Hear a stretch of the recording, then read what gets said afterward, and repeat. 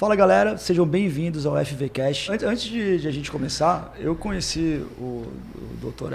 Wesley, né? Inclusive ele aceitou me fazer algumas consultas, né? A gente fez algumas consultas comigo, né? No período que eu estava meio cabisbaixo aí com alguns problemas que eu queria resolver e entender. E me ajudou muito, né? E desde então a gente conversa bastante e não poderia ser diferente trazer aqui ele como um dos convidados, porque coisas que agregam para mim, eu tenho certeza que talvez tenho certeza que vocês vão pegar algo também. E hoje, né, o nosso convidado é um dos maiores propagadores de neurociência e psicologia comportamental do país. Nascido em Pirapó, Rio Grande do Sul, cidade com 6 mil habitantes, próxima lá, colado na Argentina. Ele se formou em psicologia e mudou para Florianópolis, lugar onde a gente está, né?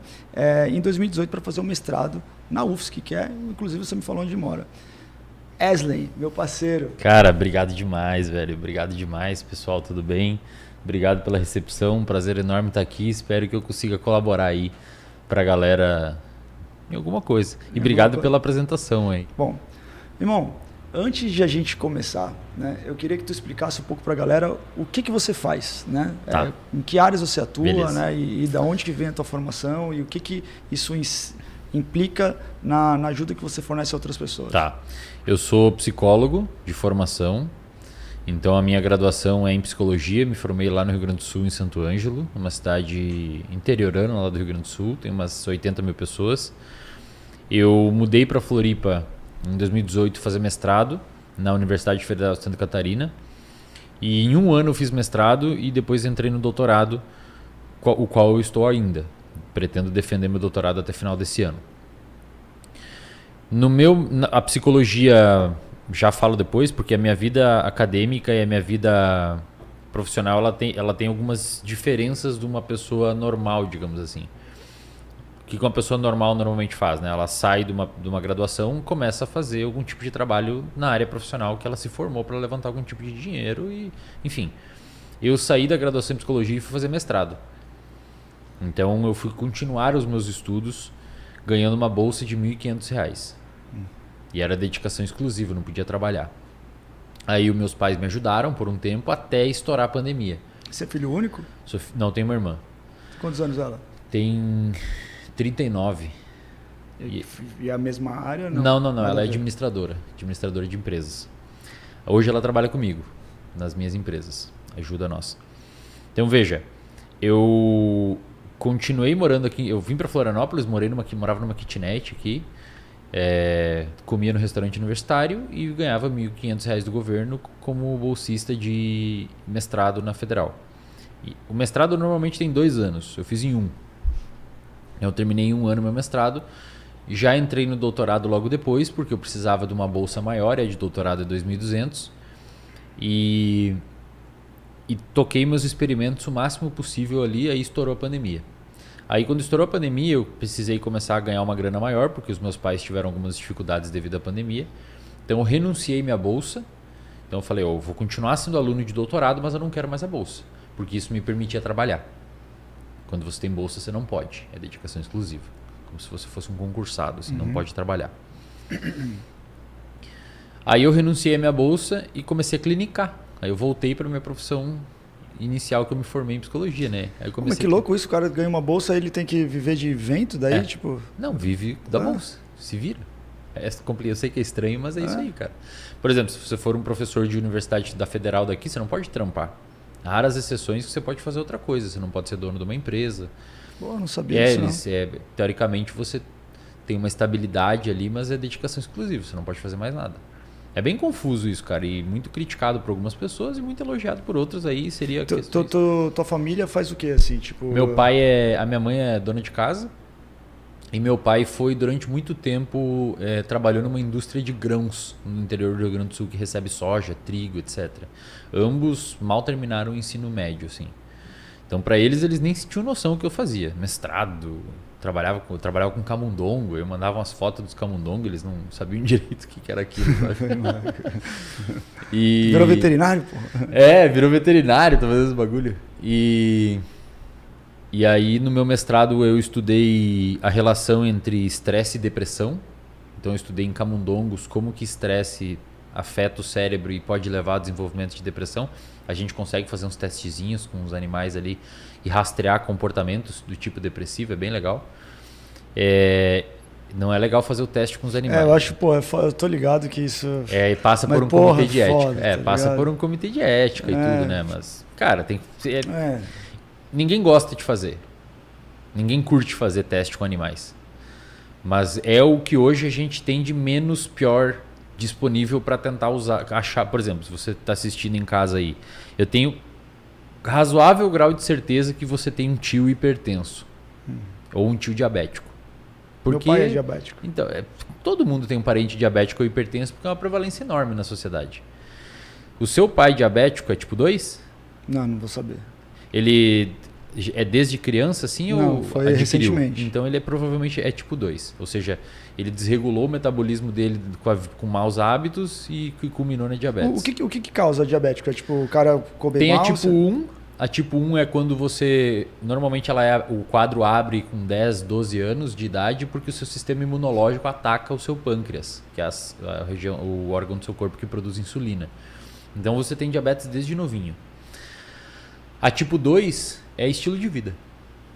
A tipo 2 tem componente genético e tal, mas é sedentarismo, come mal, álcool, tabaco, estresse. É um compilado de coisas que faz desenvolver diabetes tipo 2. O meu pai, ele... um tempo atrás ele descobriu diabetes e aí ano passado ele foi no hospital, ficou amarelo assim, né? E aí descobriu que tem câncer no pâncreas. Só, cara. Né? E aí foi operado. Olha só, cara. Por exemplo... Mas a diabetes leva ao câncer? Alguma coisa? Não necessariamente.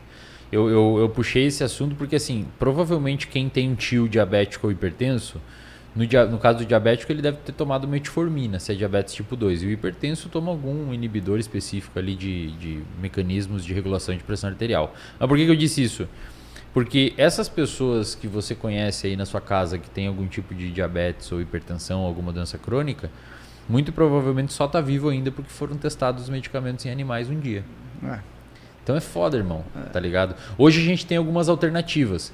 Por exemplo, graças ao advento das tecnologias avançadas, tem alguns softwares que o pessoal está produzindo que tenta, tipo, você baixa um aplicativo no computador do laboratório específico lá e o aplicativo meio que imita um organismo.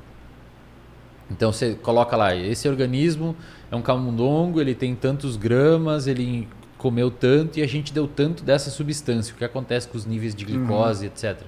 Mas ainda assim não é um organismo vivo. É difícil, cara. Então, assim, sempre quando você vai fazer pesquisa com animais, você tem que passar no comitê de ética, que inclusive tem defensores da causa animal lá dentro. Você tem que explicar o porquê aquele número de animais, por que não pode ser menos, por que não pode ser outro tipo de animal, tipo um peixe ou alguma coisa. Tá cada vez mais difícil fazer estudos com animais. Mas aí você estava falando de, tipo, você começou a clinicar. E da onde que saiu o Wesley, que tem clínica, pro Wesley conhecido no Brasil inteiro? Pois é. O que aconteceu? Aí só para fechar, eu fui no doutorado, passei pro doutorado e eu continuo estudando em relação entre metabolismo e transtornos mentais. Aí eu comecei a clinicar, cara. Tipo, na época eu devia ter uns, sei lá, 4, 7 mil seguidores no Instagram. Eu falei, bom, vou abrir minha agenda aqui, ver se alguém tem interesse e tal. Durante a pandemia? Durante a pandemia. Aí eu tava cobrando R$80 a consulta. Então eu mandei o Pix com o valor errado pra você, irmão. Eu mandei atualizou pela inflação. Você tem atualizado bem, você atualizou pela inflação.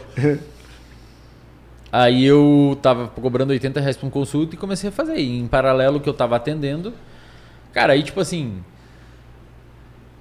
A psicologia hoje no Brasil, ela carece muito de... A psicologia ela tem várias vertentes, né? Tem um pessoal que é um pouco mais humanista, outros pegam um aspecto mais de espiritualidade, e tem eu ali que pega uma coisa mais biológica, fisiológica e tal. Neurocientífica, né? E acho que essa parte estava muito carente no Brasil, ninguém falava. Então, sei lá, você conhece algum psicólogo de cabeça aí que fala igual eu sobre psicologia? Não conheço mesmo, e tu sabe que eu me amarro em psicologia, né? Eu gosto de estudar por causa do marketing, né? Assim, e realmente não tem. Pois é. E acho que era uma panela de pressão que estava prestes a estourar, porque muita gente queria esse tipo de informação e ninguém, pelo menos, organizava de uma forma mais estruturada ali.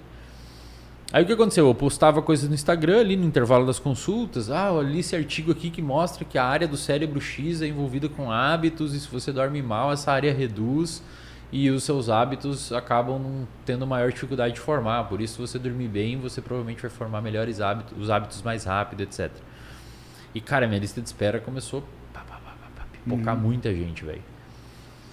Aí, como eu sou um moleque do interior, eu fui subindo o valor da consulta de uma forma muito modesta. Eu subi para 120, subi para 150. E quando eu subi para 200, para mim era o topo. Eu achei que eu nunca ia conseguir cobrar mais de R$200 e ter gente querendo consulta.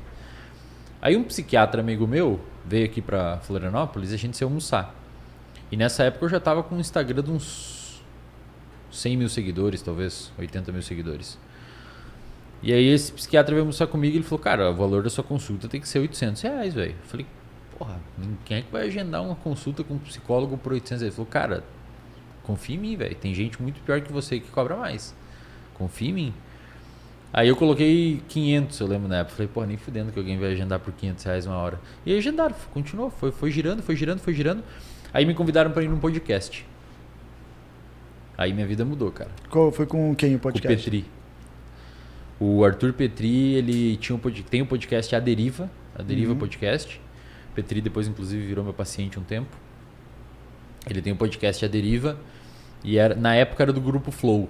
Quando o Monark ainda tava no Flow e tal. Não tinha dado aquelas merda. Não sei se pode falar palavrão aí, acho que não. Pode, que pode. Aí, tava no grupo Flow e, cara, aí eu pensei uma parada, meu. Falei assim, meu, os caras estão colocando um microfone pra mim, velho. Sem limite de tempo, sem pauta. Falei, tá, mas vocês querem que eu fale sobre o quê? Algum tema? Ele falou, velho, vem aí, meu, fala o que você quiser. Falei, caralho, irmão, os caras estão me dando um microfone no YouTube, num canal com uns 300 mil pessoas e estão deixando eu falar o que eu quero. Até uma dica que eu dou pra quem tá começando aí, se você é um profissional de qualquer área aí, velho, e alguém te chama pra ir num podcast, se você não é conhecido, nada contra, mas não vai lá falar da sua vida, entendeu? Eu vejo muitos, porra, às vezes tem uns amigos meus ali, o cara que chama ali, que se autopunheta, né? Eu tô ligado. Isso aí, entendeu? O cara chama. É igual o cara fazer palestra e se autopunhetar em cima do palco, tá ligado? Aí o que acontece? O brother, eu falei, pô, às vezes eu até dou uma mão pro cara, eu falei, pô, chama o meu irmão aí, o cara é bom, não sei o quê. O cara realmente. Aí chega lá e fala, eu sou não sei o quê, eu faço isso, eu faço aquilo. Daí uma vez eu fiz isso. Cara, eu fui lá no podcast, tá no YouTube aí o podcast, só pesquisar, dentro de lá no lugar é a Deriva.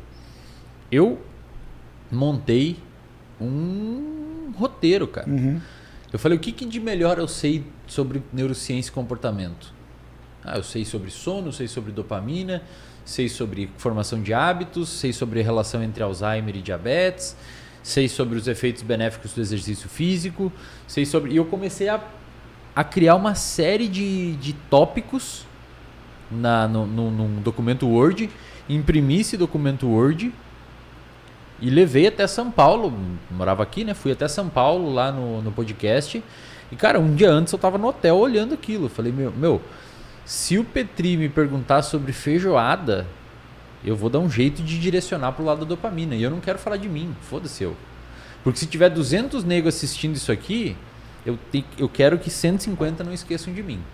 Pelo menos alguma coisa saia daqui. A parada. Aí tipo assim, você acabou indo pro lado que eu ia te perguntar, né? Porque você é formado em psicologia, certo?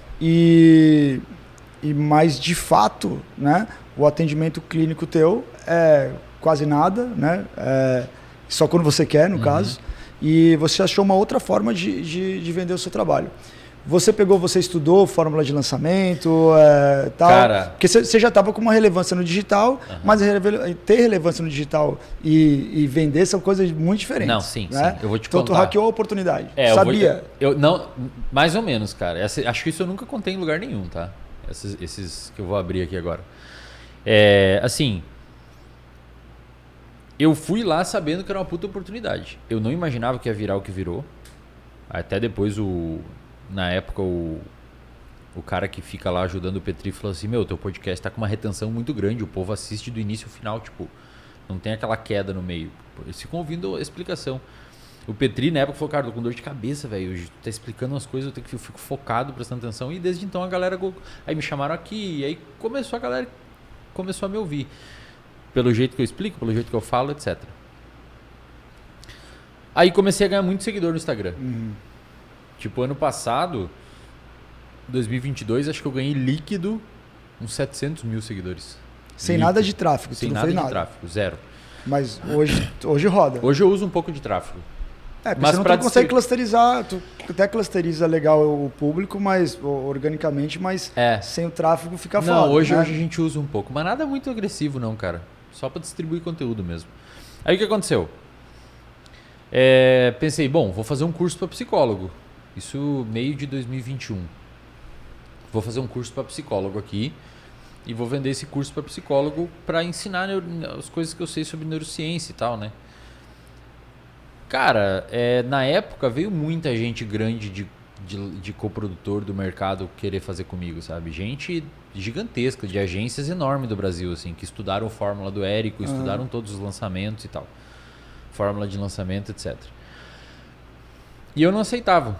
Tipo, eu falava, não, meu. Os caras querem metade e tal, 75%. Puta saco, meu, eu não quero saber, vou fazer eu. Aí o que eu fiz? Entre um atendimento e outro, eu lancei 2 cursos, sozinho. Perpétuo? Como que era? Não, lançamento e fechava carrinho. Eu não tinha suporte, isso foi até meio cagada. Eu não tinha suporte, eu não tinha um design, eu fazia o design no Canva. Se tu descer meu Instagram até lá embaixo, acha lá os designs, tudo merda que eu fiz. Eu não tinha suporte, eu era o suporte, eu respondia no WhatsApp lá do bagulho, não sei o que, o seu boleto não imprimi. E assim eu ia fazendo. No primeiro eu vendi por 80 mil reais e no segundo 170 mil. Também é demanda reprimida e tal, mas... Mas olha que louco, cara. Aí tu ligou... Não, mas olha a cagada. Eu botava um link do WhatsApp na bio, de um grupo, pra galera entrar, e ia atender. Aí o grupo lotava, um monte de gente falando, pô, não consigo entrar no grupo, eu tinha que criar outro. Eu não usava aqueles grupos de WhatsApp ou página de captura. Eu fiz. Mas o que era o curso? Era tipo gravado o curso? Não, eu dava no final de semana. Eu dava tipo no final um de semana. webinário, assim. Isso. Webinário. Exato. Aí... Mas tu liga e fala assim, caralho, eu tô aqui atendendo, beleza, eu tô fazendo uma grana, só que lancei um curso. E quanto tempo você vendeu esse uns valor? 4 dias. Aí tu fala assim, não, entendi, né? Não, é isso aqui que eu tenho que me dedicar. Não, tipo assim, beleza. Só que, cara, antes eu tinha lançado alguns, tá? Pra galera achar aí que não foi do nada. Teve um que eu lancei que deu 2 mil. Quando eu comecei ali a ganhar seguidor, deu 2 mil reais. Aí eu lancei um, deu 8. Aí eu lancei um lá chamado Atualização de Ansiedade. Atualização sobre Neurobiologia da Ansiedade. Deu 900 reais, flopou. Puta, aí eu fiquei mal, velho. Fiquei um tempão, falei, não vai dar mais certo essa merda. Aí voltei. Aí sim começou a girar melhor. Aí um maluco me mandou mensagem, o Lucas, que hoje é meu sócio. Falou assim, cara, você precisa de um coprodutor, cara, não sei o quê. E ele me acompanhava em todos os podcasts, sabia que como é que era meu jeito e tal. Ele falou, numa agência você não vai ser um cara exclusivo, numa agência você vai ser só mais um ali na agenda, comigo vai ser exclusivo, eu vou colar em você, eu faço tudo, não sei o que, a gente quer tanto por cento, que era menor do que a galera das agências pediam. Falei, beleza, vamos testar esse maluco aí. Aí a gente fez um outro lançamento de um curso que depois se transformou num curso chamado Neurociência e Comportamento. A gente faturou $500 mil, depois 1 milhão e pouco. Assim tu não quiser falar, beleza, mas tu sabe quanto tu botou de tráfego nesse... Nenhum, nada. Nada? Zero. Porra, irado. A gente faturou... Pô, fiquei de cara, na real. A gente faturou nos meus 2 que eu fiz sozinho, nada, né? Não, aí depois eu lancei com ele... Nesse de meia milha? Nada, zero. Aí eu faturei 1,4 milhões depois, de novo, no mesmo curso, 2 meses depois, com nada de tráfego também, zero. Aí agora a gente lançou uma formação... Ô, Duda, me matricula em psicologia daqui a 4 anos. Aí a gente lançou agora uma formação para psicólogos, chama Formação em Terapia Cognitivo-Comportamental do Transdiagnóstico ao Modelo de Negócio, que eu ensino manejo clínico, eu e alguns professores que são terapeutas da minha clínica, eu ensino manejo clínico e ensino negócios também, marketing na internet, como estruturar uma PJ, aí eu tenho um escritório de contabilidade que ajuda e tudo mais. Né? Porque tipo assim... A galera não sabe da psicologia. Cara, o que mais tem no Instagram é perfil de autoconhecimento, frases de que você lê, não sei o quê. Então, tipo assim, é um mercado que tem muito para ser explorado. É muito, né? muito. A galera não manja. A galera muito, não manja. Tá ligado? Tipo, aí eu ensino, tipo assim, a pessoa entra na formação, ela vai receber todas as minhas aulas sobre manejo clínico e psicoeducação, manejo clínico, manejo transdiagnóstico. Vai receber as aulas do meu sócio sobre manejo de vários aspectos também, passo a passo de um paciente. Vai receber algumas masterclass de terapeutas que trabalham na minha clínica sobre manejo de transtornos específicos. O teu curso é para o psicólogo? Esses que eu lancei antes, não. Esses eram para público geral. Tá. Agora eu lancei um para psicólogo e profissional da saúde. Entendi. Por exemplo, tem uma aula lá sobre só manejo de transtorno de transtornos alimentares. Tem uma aula só manejo de dor crônica. E tem as aulas de manejo de depressão e ansiedade no geral. E além de negócio, marketing, etc. Eu posso falar assim, eu já me consultei algumas vezes com o Dr. Wesley e me ajudou para um caralho. Tipo, um caralho mesmo. E, tipo assim, foi uma abordagem bem diferente, bem... tem muito a ver tudo a ver com neurociência, né? Entender, tipo, o porquê que aquele pensamento tá e o que ele reage e, tipo, pegar o sol de manhã, não sei o quê. Você tem ferramentas, né, cara? É legal. E aí foi assim, cara. E hoje o que eu faço hoje? Eu tenho, além das minhas formações, que é o curso que eu dou para psicólogos, eu tenho... Esse abre e fecha, né? A turma abre, depois fecha um tempo, abre, tem evento presencial e tudo mais. Eu tenho uma clínica, que eu tenho 30 e não sei quantos psicoterapeutas trabalhando, 2 psiquiatras e 2 nutricionistas que fazem atendimento, e tem o reservatório de dopamina. Que tá com não sei quantas mil pessoas 82 mil, acho. E aí eu vou te contar uma parada, talvez os caras briguem comigo porque eu contei, foda-se também se brigarem comigo. Eu tô no Mastermind, tô no Mastermind há uns 3 anos, né? E eles usaram o teu exemplo como retenção, né, de clientes. Tem retenção de leads. Pô, que legal, né, e de... Como é que se fala quando o aluno quer o tempo inteiro, como é que é? Recorrência? Recorrência. Usaram o exemplo do teu produto. Hoje... E só tem cara brabo lá, tá? Cara, só tem cara, tipo assim, tem cara ali que já fez mais de 10 milha. Tô ligado. Eu acho que hoje, cara, o RD... Porque assim, a gente abriu há 14 meses, né?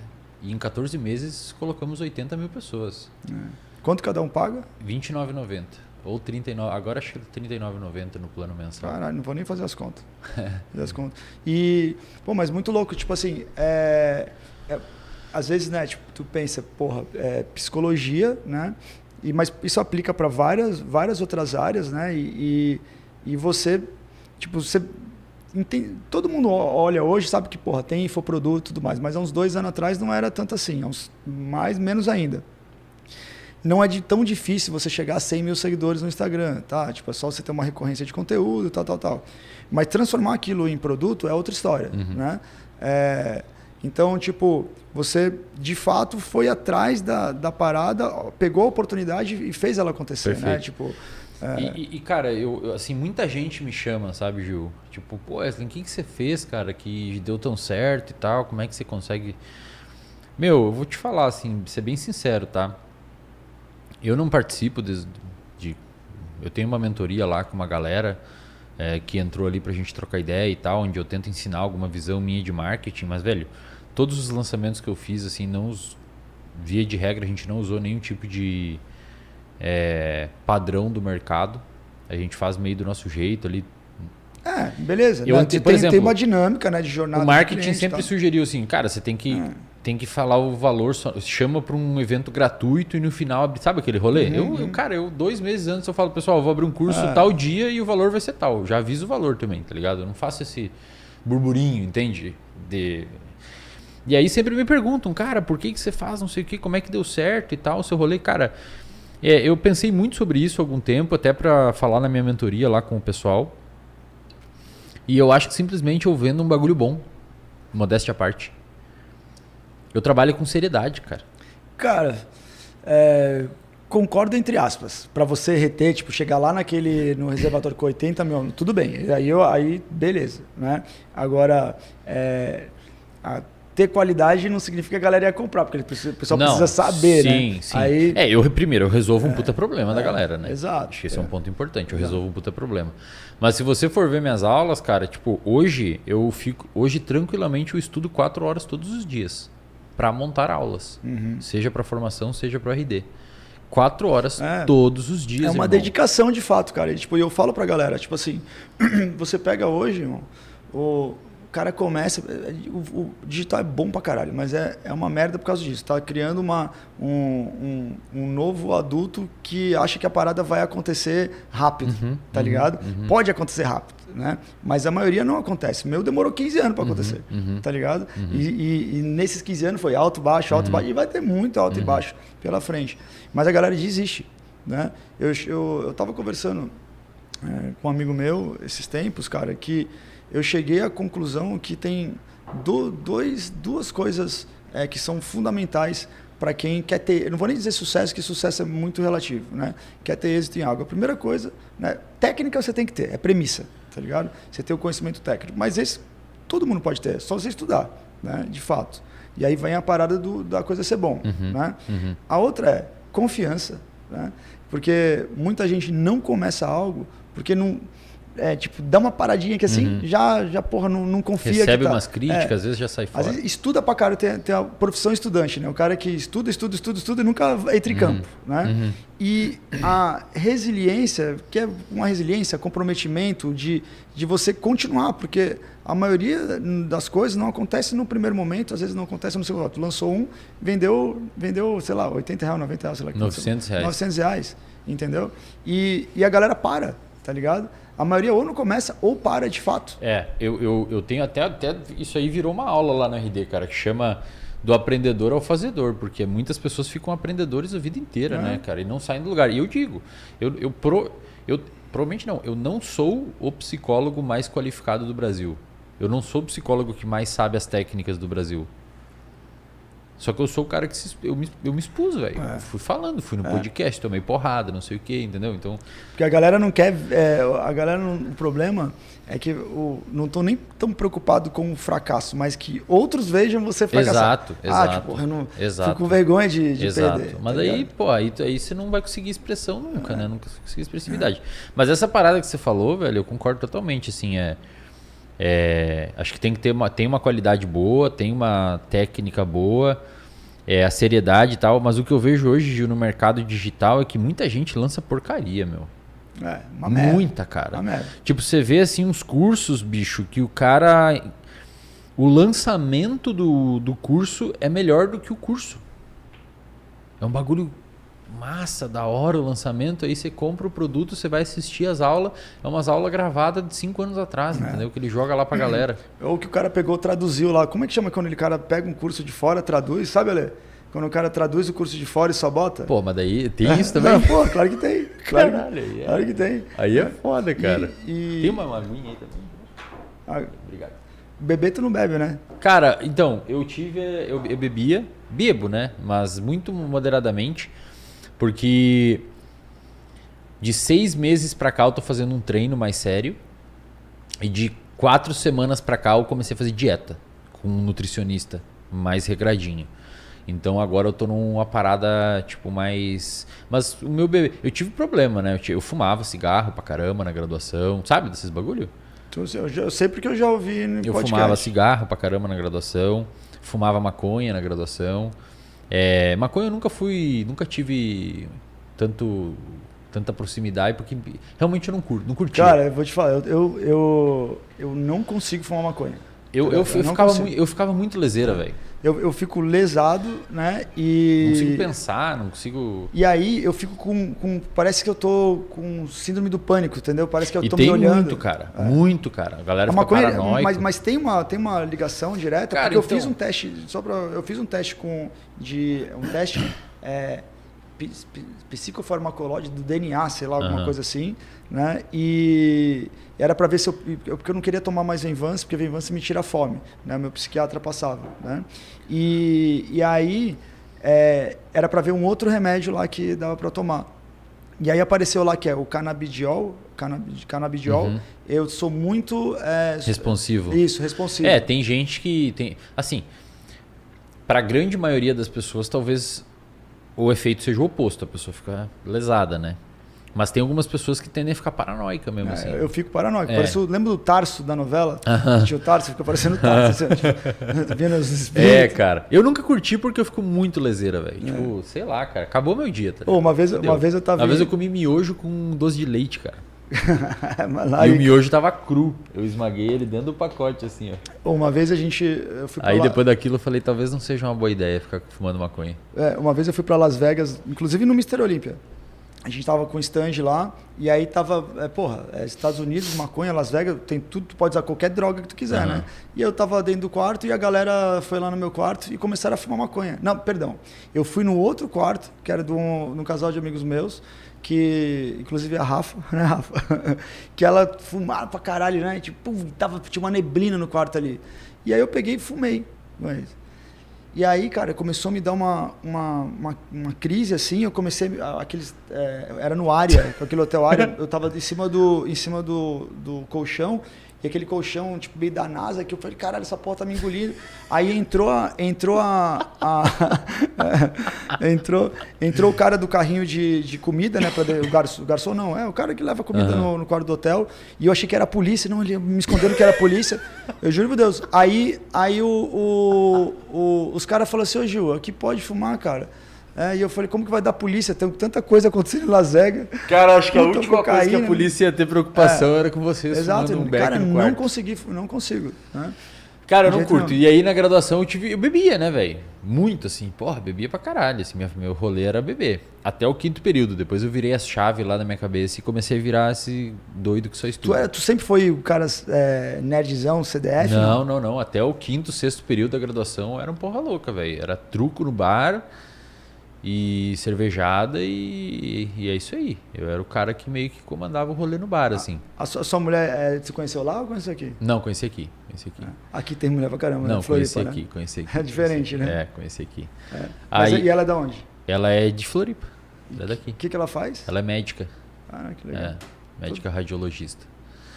Aí hoje em dia eu tô de boa, cara. Hoje em dia, tipo, sei lá, domingo provavelmente eu vou sair jantar com ela em algum restaurante aqui em Floripa, a gente divide uma garrafa de vinho. Tá, não. E esse é meu álcool. Irmão, eu vou te falar, você tava falando assim, o que você faz durante, eu tava vendo no teu Instagram, falando assim, não, pô, então, eu acordo, eu vou treinar, aí eu estudo, aí eu gravo não sei o quê. Eu falei, porra, ele que tem que se consultar comigo, tá ligado? Pra ensinar ele a viver. Tu viu lá, tá ligado? O corte do Cariani, né, porra, cara? Chato pra caralho. Minha vida irmão, a minha vida tem que ser estudada, cara. Por exemplo, o que eu fiz hoje? Eu acordei 5h30 da manhã, dei comida pro meu gato, limpei a caixinha de areia dele, recolhi as roupas que estavam lá fora, tomei meu café da manhã, porque agora antes eu comprava umas marmitas, né, pronto. Eu falei, não, cara, eu ganhei dinheiro da minha vida, eu vou cozinhar meu próprio alimento agora. Isso acho que é uma das coisas mais de gente que ganha dinheiro, né, que é se conectar com o alimento. O próximo passo é, sei lá, morar na Califórnia e ficar de boa. Aí eu falei, não, vou cozinhar meu alimento e fiz ali minha comida e tal. Aí estudei umas 4 horas de manhã. Fiz um roteiro de uma aula que eu vou fazer para RD sobre o que o estresse faz no cérebro lá. Aí fui treinar, voltei, fiz meu almoço e vim para cá. Aí agora eu volto para casa, faço mais 2 refeições, assisto alguma série ou termino algum filme que eu comecei a assistir, umas 9h30 da noite eu vou dormir. E transar, quando? Hoje de noite. Porque você foi descrevendo, eu falei, pô, e transar, quando que ele transa? Eu não vou colocar esses detalhes, né, cara? Por exemplo, eu falei que eu vou fazer refeições, eu não falei o que é essas refeições. Ele falou transar, tá ligado? Não, maneiro. E, cara, hoje, você vê que assim, né, tipo... Quando eu tive burnout em 2019, a gente já conversou sobre isso, e eu achava, por mais que eu estudava, né, eu achava ir no psicólogo uma frescura do caralho. Mas hoje, né, tipo, eu vi que não é, e vi que, porra, assim como você vai na academia treinar, o teu cérebro, ele precisa também de pelo menos entender como ele funciona e tal. Mas é uma coisa que, tipo, tu bota nos vídeos no YouTube, cara, tem muita coisa, né? Tem muita gente buscando esse tipo de conhecimento que, de fato, é aplicável imediatamente na vida, né? Mas tu acha que, assim,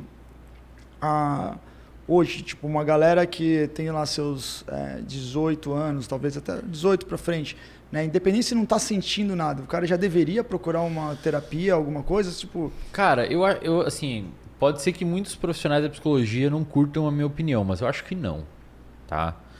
Acho que psicoterapia não é para todo mundo. Tá? Acredito que se a pessoa tiver o mínimo de noção sobre como que funciona a sua emocionalidade e o seu humor, acredito que ela não precisa de psicoterapia sem ter nenhuma variação emocional. Agora, se ela perceber que começa a ter algum tipo de instabilidade, quanto antes procurar melhor. Se você quiser, você pode eventualmente fazer uma ou duas sessões de tipo um check-up médico, assim.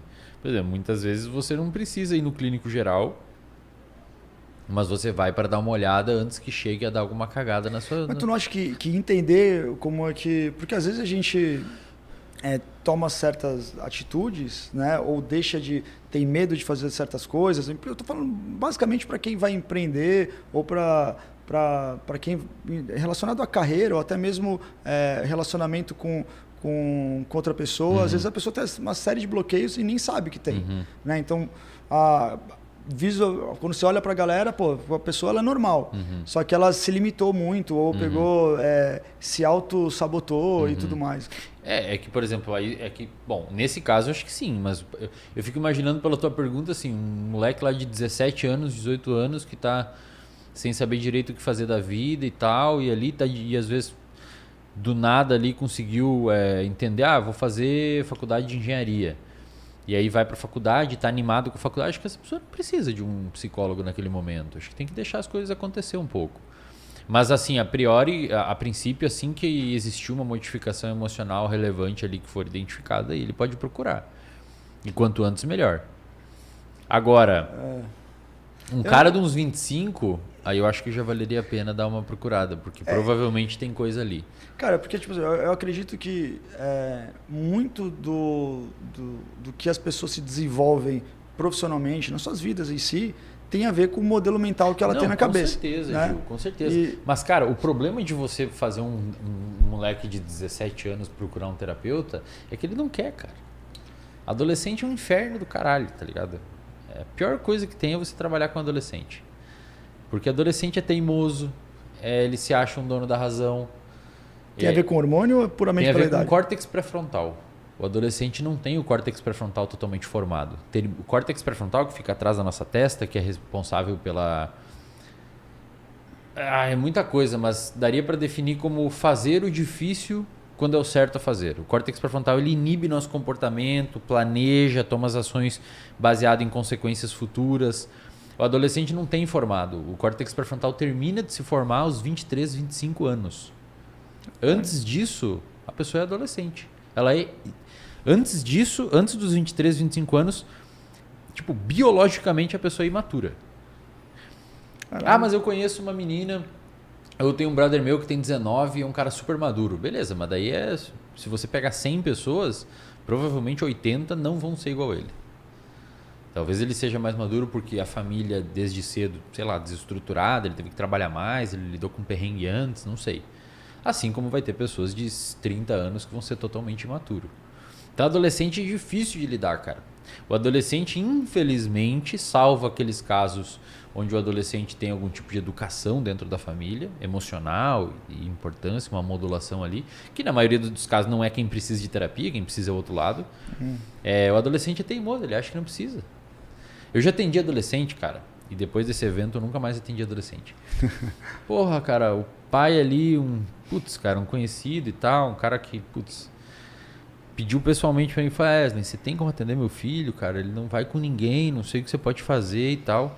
Cara, eu fiquei 2 sessões com o moleque, ele não queria fazer terapia, sentado olhando pra ele, 60 minutos.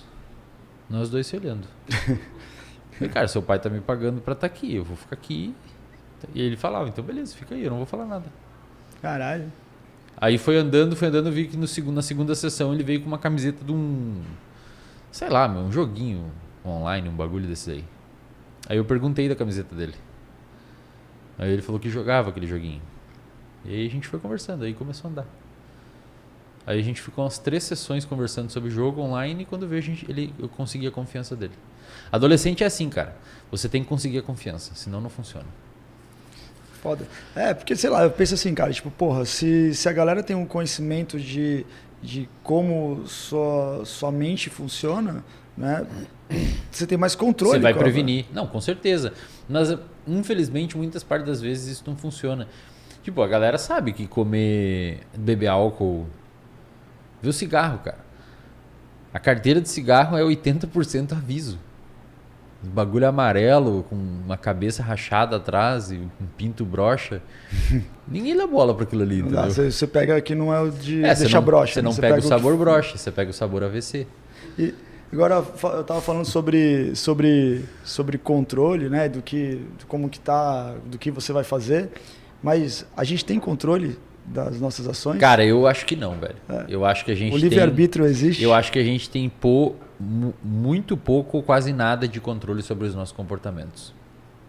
E a razão pela qual eu acho isso é porque os nossos comportamentos são modulados por estímulos muito... A gente é muito influenciável, brother. Muito influenciável.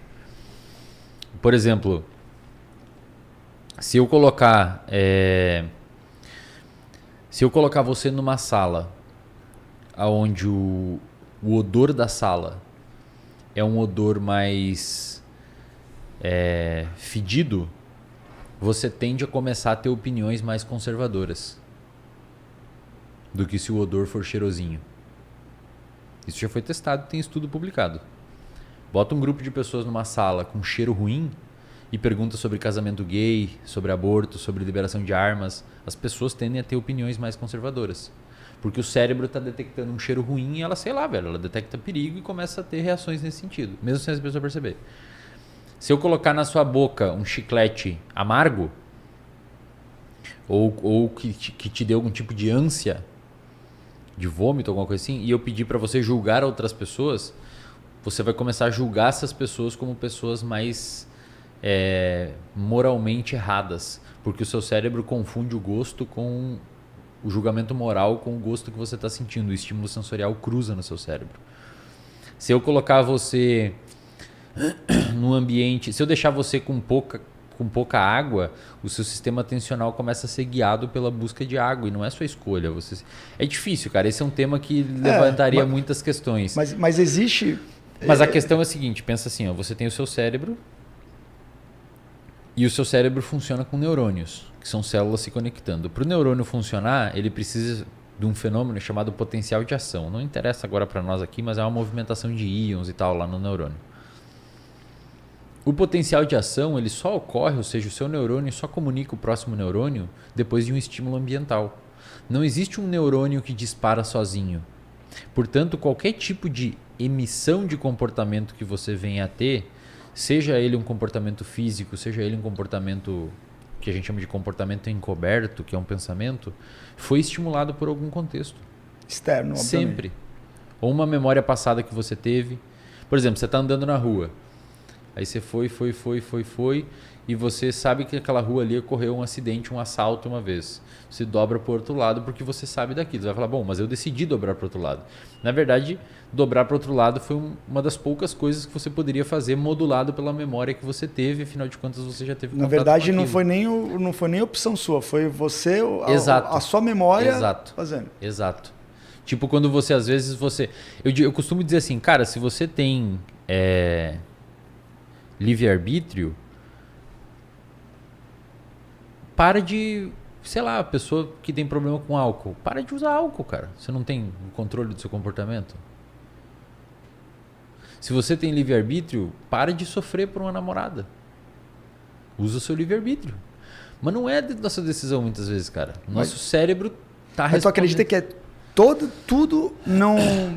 o nosso comportamento não é de fato a gente fazendo. Né? É você fazendo. É o seu cérebro. Mas o seu cérebro é você. É confuso. É que quando você fala em livre-arbítrio, dá a impressão que tem um homenzinho dentro do seu cérebro comandando os circuitos. Mas não tem esse. Eles chamam inclusive de homúnculo. O homúnculo que está ali dentro do seu cérebro comandando os circuitos. Mas não tem esse homúnculo. O seu cérebro está respondendo os estímulos que tem dentro, baseado na sua história ou em quem você viu. e no que você viveu e os estímulos que estão chegando. E quando vai, por exemplo, quando você vai para a parte de meditação, você vai mesmo para linhas como do budismo, enfim, como esse domínio do eu, né? E a meditação, supostamente, ela te traria para uma visão presente do que é o momento presente e você olhar as coisas de forma sem as emoções, né? Afetarem seu julgamento. Pelo menos esse é o meu entendimento. Isso é de fato possível? Cara, você nunca vai conseguir com que as emoções não afetem seu julgamento. Inclusive é importante que as emoções afetem seu julgamento para você tomar decisões coerentes. Vou dar um exemplo. Já voltamos para o budismo ou para a meditação. Existe um pesquisador, um neurocientista, se eu não me engano ele é português, chamado Antônio Damasio. Ele tem vários livros bons, mas um deles principalmente é O Erro de Descartes, um livro bem bom. Onde esse cara estudou muito uma região do córtex pré-frontal chamada de córtex pré-frontal ventromedial. Imagina que o seu córtex pré-frontal está aqui, a região ventromedial é mais ou menos aqui, ó, tá? Aqui, mais ou menos, isso que eu estou falando não é aqui logo depois da minha pele, é lá no meio do cérebro, né? Aqui, mais ou menos, entre a altura das minhas duas orelhas, tem uma regiãozinha chamada amígdala. A amígdala cerebral, ela é envolvida principalmente por detectar perigo. O que acontece? Quando você vê uma situação perigosa ou você vê uma situação nociva, o seu corpo tem uma série de respostas fisiológicas, como aumento de taquicardia, aumento de sudorese, motilidade intestinal alterada, etc, etc. O Damasio chamava isso de marcadores somáticos. Por quê? Porque o seu cérebro identifica esses marcadores somáticos. E quando o seu cérebro identifica esse marcador somático, quem identifica é a amígdala. A amígdala então envia essa informação para o ventromedial e essa informação entra no seu córtex pré-frontal e ali ela vai ser analisada. Então você tem a entrada de um estímulo emocional no seu córtex pré-frontal via essa região. O Damasio percebeu que tem pessoas... Tem pessoas que têm lesão no ventromedial, sei lá, caiu de moto, alguma coisa, entrou uma barra aqui, lesionou o ventromedial. Essas pessoas ficam altamente utilitaristas, cara. Ou seja, elas ficam muito racional. E elas não são sensíveis à emoção. Essas pessoas, sim, a decisão delas é única e exclusivamente racional. Um exemplo. Você pergunta para uma pessoa com lesão, ou seja, uma pessoa que não tem a entrada emocional no córtex pré-frontal. Em outras palavras, é como se você tivesse uma empresa que é seu cérebro e o departamento que analisa, o departamento que toma a decisão, vocês fecham a porta e não... O que está fazendo? O que é? A certidão negativa de débito do Ale. Pode seguir? Você imagina que você tem uma empresa. O seu cérebro é uma empresa. Esse aqui é a região do seu cérebro, aqui, essa sala é o córtex pré-frontal. E aqui que é tomada a decisão. Quando você lesiona o ventromedial, é como se não tivesse... O funcionário que traz as emoções, tipo, e lá é o corpo, digamos assim. O corpo está com taquicardia, o corpo... Tá vendo essa informação aqui, esse bairro, ou essa pessoa aqui, ou essa decisão que você tem que tomar, tá gerando taquicardia lá embaixo. É como se você não ouvisse esse funcionário. E essas pessoas ficam altamente irracionais. E aí você pergunta para uma pessoa, e tem experimentos mostrando isso, que tem lesão nessa região, ou seja, uma pessoa que toma decisão sem emoção. Olha que perigo. Eu sei que parece legal, né? Tipo, porra, mas eu queria tomar decisão sem a influência das minhas emoções, mas é importante a influência das emoções. E a meditação, ela não tira a influência das emoções. Tira a influência das emoções com afetividade negativa, mas mantém as positivas. Veja que interessante.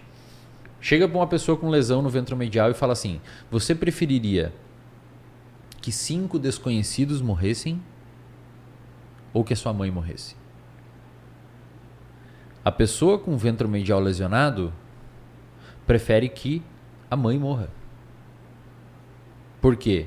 Porque é uma decisão utilitarista. 5 sobreviver é melhor que 1, mesmo sendo a mãe dele. Por quê? Porque não tem entrada emocional no cérebro, ele não se importa. Tem até estudos Ou seja, sugerindo... ele não tem nenhuma afetividade, mesmo sendo a pessoa... Ela, não interessa. A mãe é que faz comida para ele. Não interessa. É utilitário para É ele. utilitário. Vamos matar uma e salvar 5, mesmo sendo desconhecido. Ele é incapaz de sentir feedbacks negativos. Você pode dar um feedback péssimo para ele. Cara, você estava jogando aqui e o que você falou para essa pessoa magoou ela. Ele não se importa. Ele fala, foda-se. Ele fala, ué, cara, mas é verdade. Mas a emoção ela é um atalho do cérebro para você agir mais rápido. Né? Também. Não, também. Você pode ter É que tem 2 sistemas de decisão. Um pautado nos sistemas unicamente emocional e outro pautado no racional. O racional geralmente é um pouquinho mais longo, demora mais para acontecer e tem mais gasto energético. Por isso, quando você vai racionalizar sobre um assunto, você cansa. Porque essa entrada de informação no cérebro gera um desgaste calórico mesmo ali naquela região. O córtex pré-frontal é muito caro. Tipo, então, só para fechar, o budismo ou as meditações, acredito que eles afastam as emoções negativas no momento que você se mantém presente, mas quando você se mantém presente e você percebe que está presente, livre daquelas influências emocionais, entre aspas, isso é recompensador para você. Você se sente bem, porque às vezes você não está nas emoções negativas do passado, nem nas emoções negativas do futuro, que a gente chama de ansiedade, né? A pessoa que vive no futuro ou no passado. Eu já te contei, eu fiz várias daquelas que eles chamam de medicinas da floresta, enfim, são, na verdade, psicodélicos, né? Então, já utilizei ayahuasca, enfim, cogumelo e tal, e eu fiz uma chamada bufo alvários, que é uma toxina da pele de um sapo, né? Que ele fica enterrado lá no deserto lá durante alguns meses, e, enfim, é uma coisa que você fuma e inala, né? E tipo, basicamente você tem uma sensação de quase morte e tal. E, enfim, o que eu percebi depois que eu fiz, né, que eu tava uma sensação de desapego com tudo, assim, né? Tipo, como se nada fosse grave, mas também nada é importante, né? Você sabe dizer em relação aos psicodélicos o que eles causam no cérebro, o que é o efeito? Eu não sou um grande estudioso de psicodélico, quero me aprofundar mais nesse tema. A gente sabe hoje... A parada é pensar assim, cara. Por que um medicamento é usado ou não na psiquiatria? O medicamento é uma substância química que tem um princípio ativo que vai até o seu cérebro em regiões específicas e consegue modular a atividade de neurônios ali, ou mesmo a concentração de neurotransmissores. Por exemplo, muitos medicamentos psiquiátricos, o Venvance, por exemplo, que você citou. O Venvance é um derivado da anfetamina, de uma droga. Só que ele é feito na indústria farmacêutica, com uma farmacocinética e uma farmacodinâmica modulada artificialmente, de forma que a entrega do medicamento seja fracionada, na forma que reduz o máximo possível os colaterais. Digamos que é uma droga mais... Tanto é que é uma droga, chama de drogarias farmácias, é uma droga. Mas ela é, digamos, mais inteligente. Você sabe quanto que tem naquele comprimido, tem uma agência que regula. Então, a galera de casa assim, tem que quebrar um pouco o preconceito de, os psicodélicos, tipo assim, eles não são, obviamente, medicamentos normatizados dentro do campo da psiquiatria, mas cada vez mais são estudados como possíveis a vir a ser.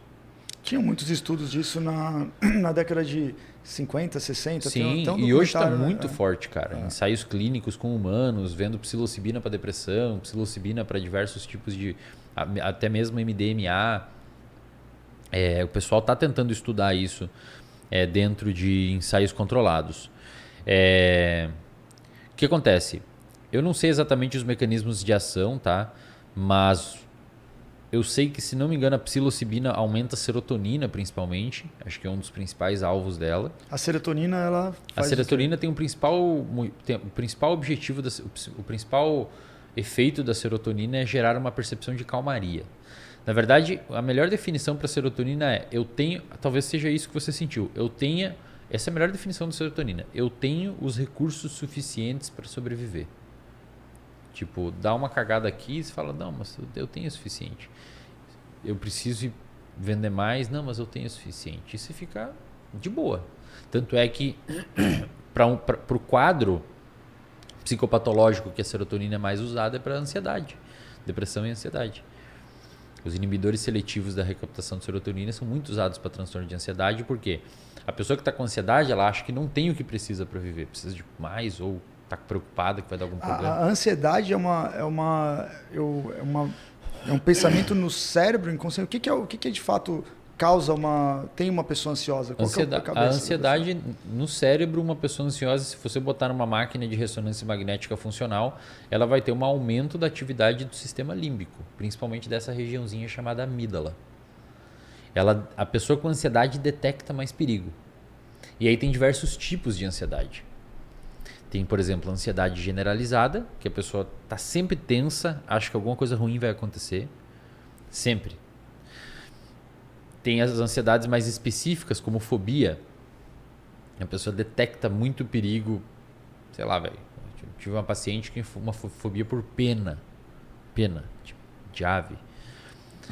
É. Foda. Eu ri, mas é foda. Não ri, cara. Coitada da mulher, tá rindo aí. Mas muitos têm fobia, por exemplo, de barata, fobia de elevador, não consegue entrar no elevador, fobia de agulha, cara. Já atendi muito paciente. Na época da pandemia, pipocava direto no consultório. O pessoal do bodybuilding não tem muita fobia de agulha, não, eu acho que né? eles não têm muita fobia de agulha, não. Mas na pandemia atendi muita gente, precisa tomar vacina e, cara, a pessoa não consegue, velho. Dá teto preto, desmaia, ela não consegue ver a agulha, tá ligado? O anabolizante, né? Quando toma testosterona, essas coisas assim, ele tem um efeito do que no cérebro? Tu ficar mais ansioso, tu ficar mais agressivo? Cara, a testosterona, hoje a gente tem que pensar assim, é difícil estudar testosterona no cérebro porque você dificilmente vai pegar um humano, levar para o laboratório e dar testosterona para ele, né? Então a gente tem que estudar em primatas não humanos ou pegar homens que estão fazendo TRT, homens mais velhos que precisam repor a testosterona por indicação médica, se aproveita ali e fala, deixa eu dar uma olhada no seu cérebro enquanto você tomar o seu remédio aí normal, né? Então a gente tem dados escassos, tá? Aí isso é... Se na tua academia vai achar bastante gente para estudar? Hã? Se na tua academia vai achar bastante gente... Que academia? Não, na academia que você vai treinar. Ah, na academia que eu vou treinar lá, acho que você consegue uma galera. Mas isso gera um problema até para os próprios profissionais da educação física e da nutrição, porque os comitês de ética não deixam você fazer um estudo. O comitê de ética não deixa. Desenha um estudo falando, eu vou pegar 50 homens, vou dividir em 2 grupos, em 25 eu vou atuchar um monte de testosterona neles. Eu tô falando isso porque, tipo assim, vamos lá. Mas tem efeito no cérebro, tá? E um dos principais efeitos no cérebro da testosterona é que ela aumenta a sua vontade de ser... Perdão, como é que eu posso explicar isso? Ela amplifica comportamento... Isso é muito importante, tá? A testosterona amplifica comportamentos que você julga que deixam você no topo hierárquico. Em muitas pessoas, esse comportamento é agressividade. Mas testosterona não causa agressividade. Testosterona deixa agressivo quem já tinha uma predisposição. Se você pega, por exemplo, tem um estudo bem legal fazendo isso, pega filantrópico, ou pessoas que estão fazendo filantropia. Você dá um spray intranasal de testosterona para essa pessoa, que vai direto para o cérebro e uma rota aqui, você dá spray intranasal, as pessoas começam a doar mais. Porque na cabeça delas, quem doar mais é o bola azul ali, entendeu? Então, testosterona não é que deixa você agressivo. A testosterona deixa você com mais gana de fazer o que você julga é importante para ser o topo hierárquico do seu grupo social.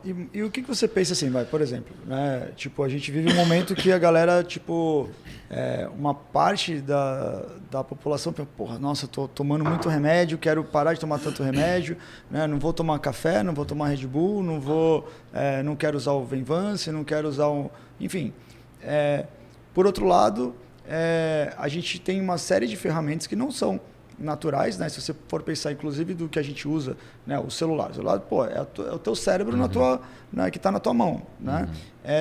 Mas que, de fato, não é você ali, né? Mas ele te ajuda a performar melhor. Você é contra, você é a favor? Você acha que isso tem um efeito no médio e longo prazo ruim para a pessoa? Cara, eu acho que assim, não tem como falar que internet, celular, etc. é uma coisa ruim. Não tem como falar isso, né? Não é. A questão é que você pode usar isso de forma ruim. Vou dar um exemplo. Carro. Quando o carro foi inventado, foi ruim para o mundo? Não. Mas para algumas pessoas porque aquela pessoa não caminha mais. Então ela vai para carro. Daí não faz academia, fica só... Tem pessoas que não caminham, cara. Não caminham. Não caminham na vida. Uhum. Só vão de carro para casa, na garagem, sobe, volta para o trabalho e não caminha. Então o carro é um problema? Não é um problema, é a pessoa que está fazendo mau uso. Então eu não acho que seja problema, cara. Eu acho que acho que mais ajuda do que atrapalha, porém, claro, pode criar um ambiente onde os desavisados vão ter problema. Eu vejo você falando muito em relação à performance, né? E esse foi o ponto, né? Porque são coisas medicamentos, substâncias, né? Que aumentam a sua performance. Mas falando em coisas que não são substâncias de fato, mas são atitudes, né?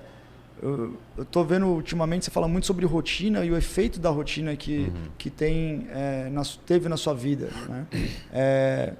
Você acredita que a rotina ela vai treinando o seu cérebro, vai treinando a sua mente? Sim, né? Sim. Pensa assim, ó, o nosso corpo ele adora trabalhar em ritmos. Nosso corpo gosta de ritmo.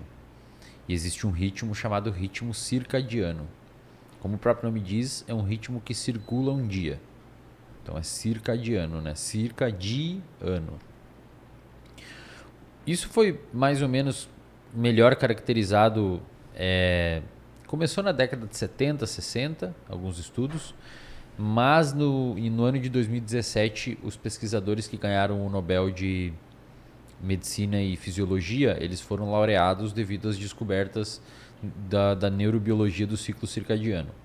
O que é o ciclo circadiano? O ciclo circadiano é como se de fato o seu corpo agindo como um relógio. Você tem um relógio master dentro do seu cérebro chamado núcleo supraquiasmático. Esse núcleo supraquiasmático fica no hipotálamo. Hipotálamo é a regiãozinha do seu cérebro que controla a sua fome, controla a sua sede, controla seu apetite sexual, controla seu alerta, controla sua motivação, controla sua agressividade, controla a liberação de vários hormônios. E ali dentro está o seu relógio mestre. Hoje a gente sabe que cada célula do seu corpo tem o seu próprio reloginho. O seu fígado tem, o seu pâncreas tem, o seu intestino tem, o seu coração tem, os seus pulmões tem, o seu estômago tem, o seu músculo esquelético tem. Só que todos eles respondem a esse relógio central. Esse relógio central, ele é o relojoeiro dele, quem ajusta os ponteirinhos, é o que a gente chama de Zeitgebers, que é um termo alemão para timer, talvez, alguma coisa assim. Então, assim, pensa assim, você tem um reloginho no meio do seu cérebro, mais ou menos da altura das suas orelhas, um pouquinho para baixo, chamado supraquiasmático, e esse reloginho precisa fazer o seu cérebro funcionar quando é de dia deixando você alerta e quando é de noite dando sono em você. Mas como é que esse reloginho que está lá no meio do seu cérebro sabe quando é dia e quando é noite? Porque a gente tem uma extensão do nosso cérebro para fora da caixa craniana, que a gente chama de olhos. Os nossos olhos, Gil, de fato, cara, nossos olhos aqui dentro do olho, assim, se você pegar e bater uma foto ali dentro do olho com flash de um celular mesmo, você vai conseguir ver aquela imagem meio laranjada com os vasos ali e tal. Cara, ali dentro tem um monte de neurônios, células do seu cérebro fazendo assim, ó, passando o furo da caixa craniana. Então os olhos é como se fosse a janela do nosso cérebro, de fato, a janela do nosso cérebro. Por que é importante que a gente tenha essa janela do nosso cérebro? Para que o núcleo supraquiasmático entenda quando que é dia e quando que é noite lá fora. hoje, na sociedade atual, como a gente tem blackout, cortinas, etc., e luz artificial, muitas vezes a gente acorda de dia, por exemplo, e fica sem ter contato com a luz natural. Essas células, elas têm um limiar para começar a funcionar. E esse limiar, ele precisa ser ligado, entre aspas, com a luz natural e não artificial. Essa luz aqui, ela não tem força suficiente para ligar essas células. Por quê? Porque essas células foram desenvolvidas num ambiente lá no passado onde não tinha essa luz. Só tinha luz do sol ou luz natural. Então, a rotina de uma pessoa, ela começa a ser construída conforme essa pessoa vai se expondo a esses Zeitgebers. E o principal deles, o principal relojoeiro do nosso cérebro que ajusta os pininhos, é a luz natural. É o principal, cara. Tanto é que você vai viajar com jet lag, alguma coisa, se expõe à luz natural. Não toma melatonina, não toma Rivotril, nada vai adiantar. Luz natural. Sempre. Mas, por exemplo, vamos supor, tem gente que prefere trabalhar durante a noite, a mesma Cara, essa mesma pessoa está performance. com a vida desregulada. Nós não somos animais noturnos. Então, tu cara. quer dizer que, tipo assim, vamos supor, eu vou fazer a mesma coisa, né? Tu vai render mais de dia. Eu sempre vou render Vai. mais de Se dia. você tiver com o ciclo circadiano regulado, sim. Beleza. Nós não somos animais noturnos, cara. Eu regulei, tipo, ó, dormi à noite para trabalhar durante o dia. Depois eu dormi de dia para trabalhar durante a noite. A performance vai Mas você ser... não consegue regular para trabalhar durante a noite, cara. Porque pensa assim, como é que você vai... Você tá me falando assim, Wesley, eu vou pegar a noite e vou mentir pro meu cérebro que é dia. Vou deixar as luzes acesas, vou trabalhar e tal. Mas primeiro, de noite não tem luz natural. Então o seu cérebro não vai receber aqueles input sensorial importante ali, porque não tem sol de noite. E essa luz não dá conta. E segundo, de dia, dificilmente você vai conseguir ficar num escuro tal e silêncio como se fosse à noite. Porque se você for ao mercado meio-dia, cara, já entrou luz natural no seu olho. Então tem uma perda de performance natural. Muito. Por não... Mesmo que eu esteja descansado. Né? Por ser no período da noite. Perde. Nós não somos animais noturnos, cara. Caralho. Você enxerga no escuro? Não. Então... Só com lanterna, né? Mas o teu olho não... A gente não é animal noturno, bicho. Caralho. Eu já explico um pouco melhor sobre vespertino e matutino. Tinha uma época que eu ficava desenhando, eu desenhava à noite, porque eu achava que... Não, você produz, beleza. Às vezes você mora numa casa... Normalmente quem fala que produz mais à noite é porque às vezes de dia é uma zona, o celular, a pessoa não consegue se organizar e de noite dá uma calmaria.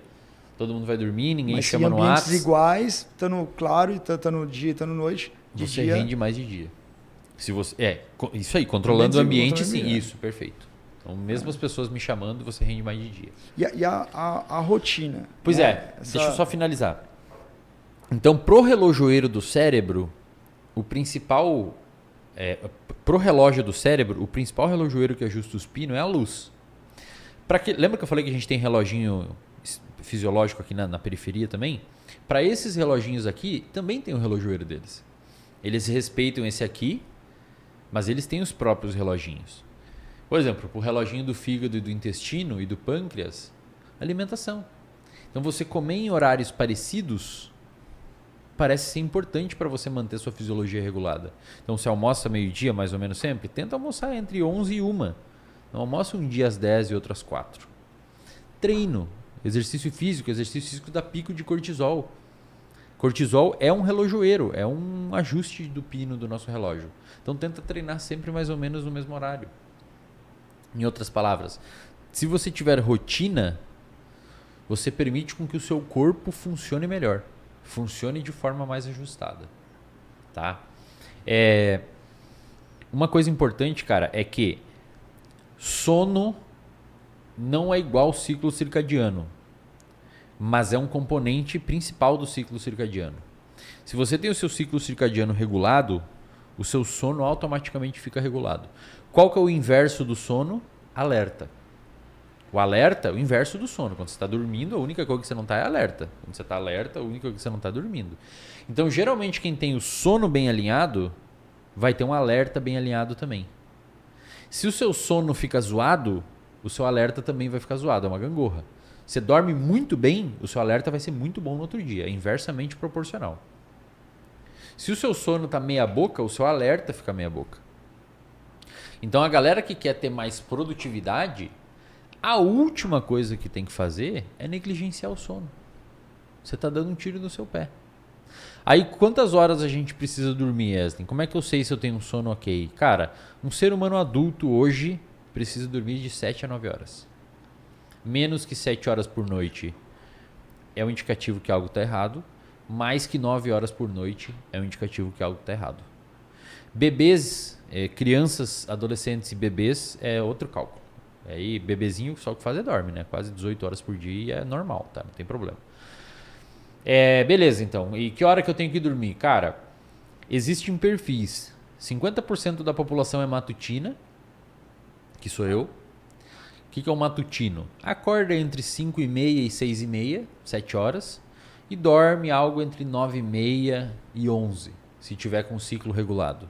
Se fizer bonitinha a higiene do sono, se fizer bonitinha a exposição à luz natural de manhã, se não tomar cafeína muito tarde, se não ficar trabalhando até tarde que estressa e mexe nos hormônios, aí você tem que saber lá sobre a higiene do sono. Matutino, 5h30, 6h30, por aí 7 horas e dorme entre 9h30 às 11. E tem a galera vespertina. Vespertina é o quê? Acorda mais ou menos umas 8 da manhã e dorme mais ou menos umas 10, 11, 11h30. Mas ninguém, cara, até onde a gente sabe, é noturno. Não existe. Que doideira. Quem é noturno tá fazendo errado. Pode achar que tá bem, mas provavelmente tá perdendo performance. E tem estudo mostrando, tá? Tem um estudo do Matt Walker, que é o principal pesquisador sobre sono hoje do mundo, do planeta. Fudido, cara. Tem um livro muito bom também, Por que Nós Dormimos, que é dele. Sugiro muita leitura. Ele pegou um grupo de pessoas, levou pro laboratório lá nos Estados Unidos e deixou... Lá eles têm grana pra fazer isso, né? Aqui não dá pra fazer. E deixou um grupo dormir 8 horas por noite, com polissonografia, avaliou tudo lá o sono. Outro grupo ele acordou com 6 horas de sono, outro 4 horas e outro deixou virar à noite. Fez isso por 5 dias, mais ou menos. O que ele viu? Ele foi dando testes de lógica, raciocínio, tomada de decisão para essas pessoas. Diversos tipos, uma bateria de testes. O que ele percebeu? O grupo que dormiu 8 horas foi melhor nos testes. Controlado, né? Todo mundo da mesma idade, peso parecido, mesma escolaridade e tal. Mesma renda. Ninguém fuma, tudo controlado, não toma medicamento. Tem diagnóstico. O grupo que dormiu 6 horas foi pior. O que dormiu 4 foi um desastre. E o que varou à noite, então, meu Deus do céu. Eu nem sabia o que estavam falando direito. Estavam muito cansados. Mas, e esse é o dado mais interessante desse estudo, quando você fez uma pergunta, quando ele perguntou assim, como é que você acha que você tá, cara? Depois de ter dormido 8 horas, 6 horas e 4 horas, né, para cada grupo. O grupo que dormiu 8 horas, o grupo que dormiu 6 horas, falou que estava se sentindo tão bem quanto o grupo que dormiu 8. Só que no teste efetivo ele foi pior. Ou seja, você dorme pouco, você acha que tá ok. Mas na hora da avaliação objetiva você tem déficit. Cara, minha vida inteira eu dormi 5 horas. Você tem déficit. Mas você é um cara hiperativo, né? Não sei. Não sei. Você não é um pouco não sei, não sei nem. Mas minha vida inteira eu dormi 5 horas e, tipo, às vezes duro um pouquinho mais. Mas eventualmente fico lá 8, 10 horas. Assim. Aí, por quê? Porque falta de sono acumula. Mas eu vi uma vez um amigo meu, ele me mandou um estudo que, tipo, existe uma parcela da população que tem. Existe, cara. Porque eu não me sinto cansado. Existe, cara. Existe uma parcela da população que tem algumas mutações genéticas onde a pessoa dorme 6 horas e tá ok. Tem alguns sortudos. Talvez você seja um deles, cara. Eu não fico me esforçando para não dormir. Tipo, quando eu tô com sono, eu vou lá e durmo. Talvez seja um deles, cara. Talvez você seja um deles. Mas o que eu parei de fazer foi quando você me falou, de tomar. Inclusive tomei agora, mas é de tomar qualquer tipo de cafeína, café, né? Já depois de 3, 4 horas da tarde. 3 horas da tarde, né? Ajudou bastante. Não, isso daí, ajuda cara, bastante mesmo. Não dá, velho. A galera normalmente fala, não, mas não me dá nada. Cara, é que polui. Por exemplo, vou dar uma explicação um pouquinho mais técnica agora, tá? Vocês não precisam memorizar isso, mas só para vocês terem contato. Presta aqui essa latinha aí. Ó, isso daqui tem... Cadê? Quanto que tem de cafeína isso daqui? Ali, ó. Não ideia. 80 miligramas de cafeína. O que faz a cafeína, cara? A cafeína, ela é um antagonista de um receptor de adenosina. O que é isso? O seu cérebro usa... Olha que legal, cara. Agora você vai aprender o que isso daí faz na sua cabeça. O seu cérebro, ele usa Você lembra das aulas de biologia? Qual que é a moeda de energia da célula? Não. Você lembra aí, pessoal? Qual que é a moeda de energia Pulei, da célula? faltei. Hã? Faltei, não. Chama ATP. Ah, tá. ATP. ATP o que é? É uma molécula sintetizada na mitocôndria que gera energia na célula. O ATP é uma molécula composta por... O nome é trifosfato de adenosina. Então, são 3 adenosinas, o ATP. Conforme o seu cérebro vai usando essa moeda de energia, são vários ATPs no cérebro, né?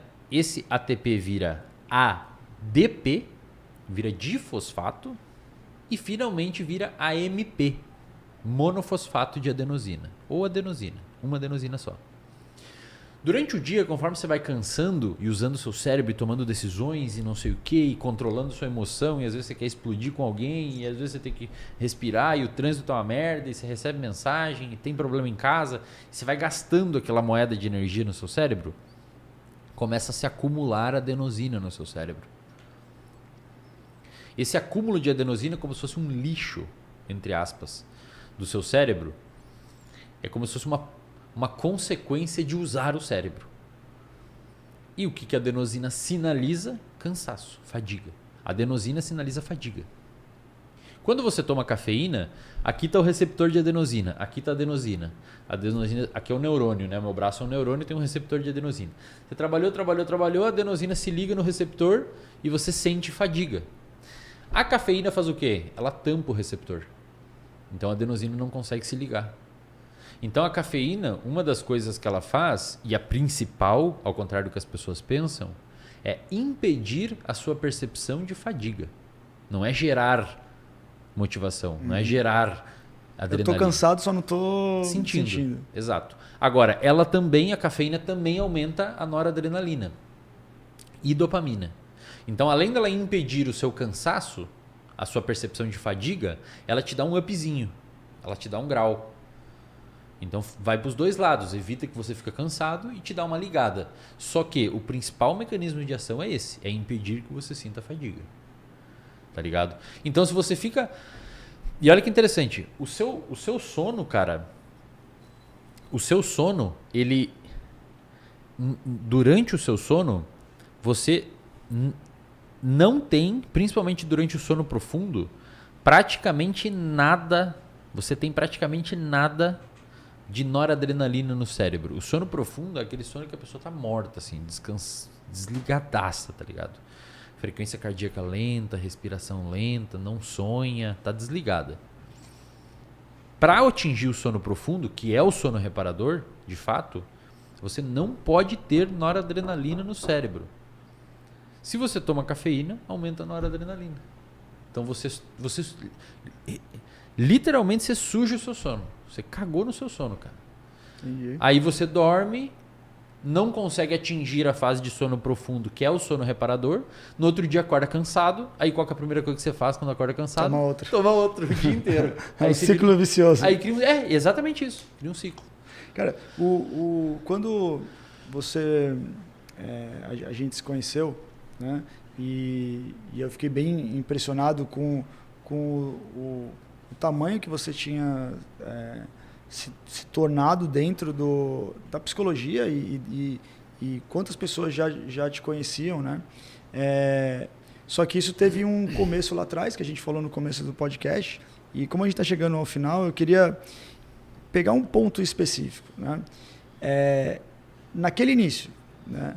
Qual que era a tua principal motivação, né?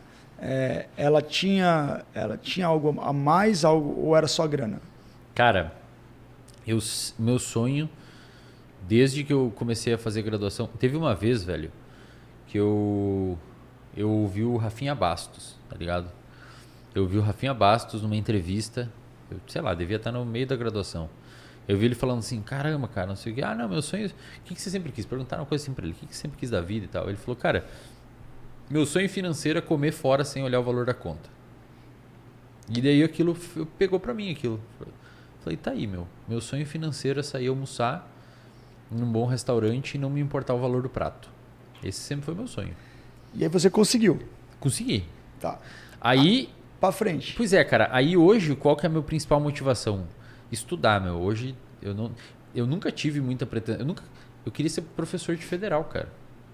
Ganhar 12 pau por mês a vida inteira ali. Guardar uns 30% e me aposentar. Tem alguma ligação com a performance, a você ter um objetivo claro, né, em questões da... Não, com certeza. Você ter propósito ajuda você a ter performance. Você ter um propósito, você ter um objetivo claro. O problema, Gil, é que muita gente coloca o objetivo financeiro. Não é ruim ter um objetivo financeiro. É ok.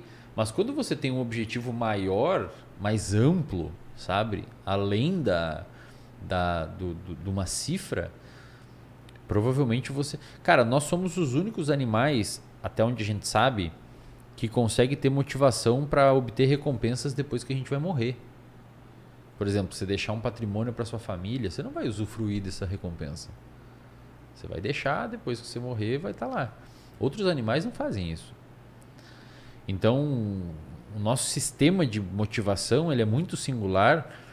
Infelizmente, muitas pessoas se boicotam colocando ali, meu objetivo é fazer 1 milhão. Beleza, você pode ter o objetivo de fazer 1 milhão. Mas uma hora vai chegar a 1 milhão. Ou não, mas você vai estar andando direcionado àquilo. Eu sempre falo que o ideal é que você tenha um propósito maior, algo mais amplo.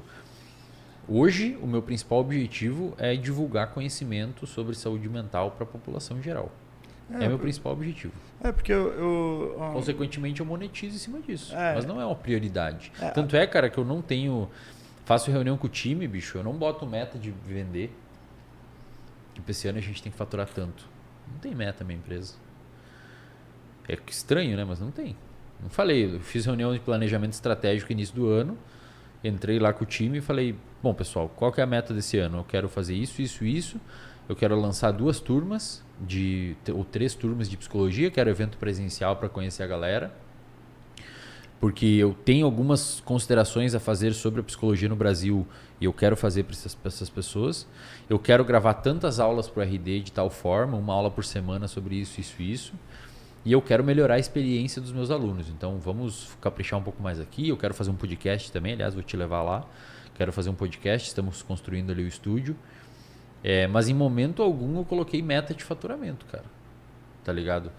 A minha parada é diferente, assim. Mas pra gente ter uma resposta, por exemplo, um moleque, uma mina, um cara que tá começando agora, né? E não conseguiu achar esse grande propósito ainda, né? Beleza, a grana é secundária, né? Eu invento alguma coisa para melhorar minha performance? Eu invento um objetivo qualquer? Eu acho que se a pessoa não tem o propósito, aí ela pode colocar coisas materiais. Tipo, eu quero comprar um carro, eu quero ter Porque a recompensa tem direto... Tem recompensa. A gente nunca faz nada sem recompensa, cara. Todo comportamento humano tem uma função. Você faz um comportamento por alguma razão. Então, se você é uma pessoa que está em casa assistindo e você não é um cara que tem um propósito, não é um cara que, sei lá, sabe o que quer e tal, bicho, bota um objetivo mais material e mais a curto prazo, sei lá. Quero até ano que vem morar sozinho, sair da casa dos meus pais. Quero até ano que vem morar em Florianópolis, mudar de cidade, passar num concurso, tá ligado? E para terminar, para o psicólogo, para o terapeuta que está hoje assistindo esse podcast, a fórmula, se é que ela existe, né, de você deixar de ser somente vender o seu tempo, né, através de consulta, né, e poder escalar ele no digital e começar a ganhar mais grana. Como é que você começaria? Passo 1, 2, 3, 4. Cara, eu acho que assim, hoje se eu fosse começar hoje, eu abriria um Instagram, eu abriria um canal no YouTube, eu produziria um podcast a cada 15 dias sozinho, falando sobre conteúdo para o YouTube. Tentaria fazer vários cortes, pegaria material desse podcast e faria Reels para o Instagram e para o TikTok e colocaria lá. Deixaria um link em todos os vídeos para contato com uma lista de espera. Trabalharia muito meu branding, muito minha forma de me expor ali. Então, seria uma pessoa mais séria, com blazer, com uma boa imagem, sempre com a barba feita e com corte de cabelo em dia. Trabalhei uma boa iluminação e tudo mais. Dentro dos conteúdos que eu iria expor na internet, eu daria uma ênfase para conteúdos que tenham um cunho científico, que eu acho que hoje é uma coisa que a população quer bastante e tem muito pouco. E tentaria explicar e psicoeducar a população que me segue com conteúdos de neurobiologia. Então, explicar o que a ansiedade faz no cérebro, o que a depressão faz no cérebro, o que é a formação de um hábito, como tentar mitigar vícios. Entregaria, de fato, um conteúdo relevante. As pessoas, às vezes, têm medo de entregar no gratuito e ficam escondendo o jogo. Entrega ali. O podcast provavelmente não vai virar, de fato, porque o YouTube demora mesmo e tá tudo certo, não desmotiva. O YouTube, para virar iniciando do zero, sem padrinho, vai de 2 a 3 anos. Não tem muito o que fazer, é um negócio de jogo longo. Mas criaria ele como uma forma de ter corte para girar as minhas mídias de informação rápida, que seria Instagram e TikTok. Talvez eu nicharia, eu começaria direcionado para um público específico, quem sabe algum tipo de dependência, problemas de TDAH ou alguma coisa assim, ou algum nicho como me especializar em ansiedade, etc. E mais para frente eu abriria um pouco para incluir outros tipos de pessoas. Acho que se você começar nichado, você consegue alcançar um público mais organizado.